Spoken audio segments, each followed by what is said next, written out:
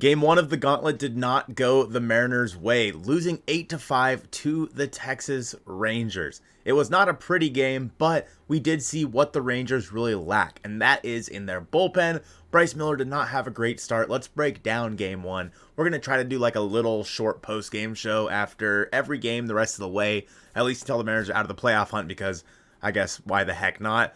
Overall, the Mariners' offense in the first couple of innings was absolutely atrocious. You know how bad the Rangers' bullpen is, and they were swinging at the first pitch. Dane Dunning was at like 50 pitches in the fifth. He needed to be basically out of the game at that point. You needed to have worked his pitch count up to 100 at that point, but you didn't. Bryce Miller looked a little shaky. Of course, he did have a rough first inning with that home run to Corey Seager, and then, of course, the 3-run home run in the next inning as well. Overall, Bryce Miller went 4 1/3 with 6 earned runs, 6 hits, 1 walk, and 2 strikeouts. And then Taylor Saucedo just pitched a third of an inning, gave up 1 hit, 2 earned, along with 2 walks. Sauce had a really, really bad game, and Bryce Miller, he did his job for the most part up until giving up those final 2 runs in, goodness, what inning was that?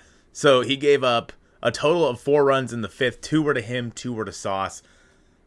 In the end, the Rangers had scored 8 runs by the fifth, and then that was it the rest of the game. They didn't score any more runs the rest of the game. The bullpen really shut it down for the Mariners, and you could definitely feel the energy flip.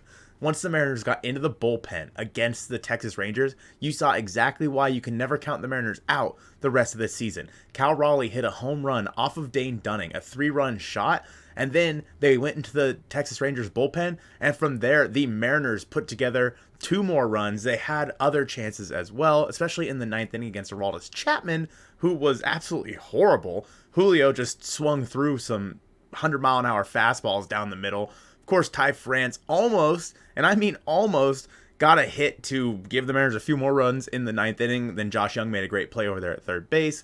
Overall, ugly game for the Seattle Mariners, and I mean, this is what you play for. These 10 games, this is what you play for when it comes to the Seattle Mariners season. It doesn't matter. This gauntlet, everything was wiped clean, and right now the Rangers are 1-0 this year.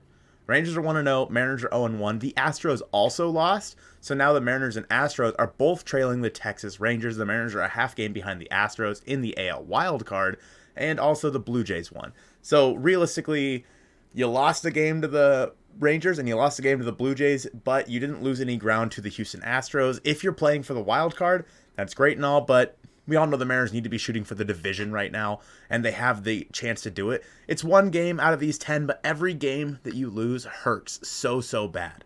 J.P. Crawford had a really good game today. Cal Raleigh had a really good game. Gino had a decent game, but Jared Kelenic put up the best at-bats in this entire Mariners lineup. He had 4 walks in his 5 plate appearances and a double as well. But unfortunately, the Mariners could not capitalize on that double because after that double, Dane Dunning had to throw only 5 more pitches to get 3 outs because that is exactly what this Mariners lineup did at the start of the game today. And the Mariners cannot do that tomorrow. They need to get in there versus Jordan Montgomery and get to that Rangers bullpen because we saw why that is their fatal flaw. The Rangers bullpen is so bad. Again, Joe and I talked about it in the Hit It Here podcast. The Rangers bullpen has blown 32 saves this year, and they were well on their way to blowing another one here tonight. Unfortunately, the Mariners pitchers just had given up too many runs at the start of the game with Bryce Miller and Taylor Saucedo. And I don't know, it is what it is. The Mariners offense did not do their job for the first 5 innings, but with that being said, we saw what they could do the rest of the way. Maybe they're pressing. I don't know what the right answer is. All I know is those first innings were horrible, and now you have 2 games left in Texas before flying home for the final homestand of the year. You don't have to win both of these games, but you really need to, in my opinion, if you want to win the division. In tomorrow's game, we need to see Logan go deep. The good news is you didn't use Matt Brash, Justin Topa, or Andres Munoz. You got good innings out of Isaiah Campbell and Gabe Spire. So these guys, the big guys in your bullpen are ready to go tomorrow if you need them to be. So you would love to see Logan go deep and then hopefully have the bullpen rested for Brian Wu the next day. If, for example, Logan can give you 6 strong innings of like 3 or less runs, the Mariners are in really good shape. As long as you can keep their offense in check, as long as you can keep the Rangers offense in check, the Mariners are in a good shape the rest of this series because we see how bad the bullpen is. You need, and I mean you need, to knock the starter out by the 5th inning, in my opinion, or at least in the 5th inning. If that starter gets into the 6th, you have a problem because then they can turn it over to the Jose Leclerc and the Aroldis Chapmans, who, while not great, are still the better part of that Rangers bullpen. The Mariners were getting no hit through the first 5 innings, then ended up with 8 hits just like the Rangers. Listen, game 1 was not pretty, and I am just as bummed as you are about this loss.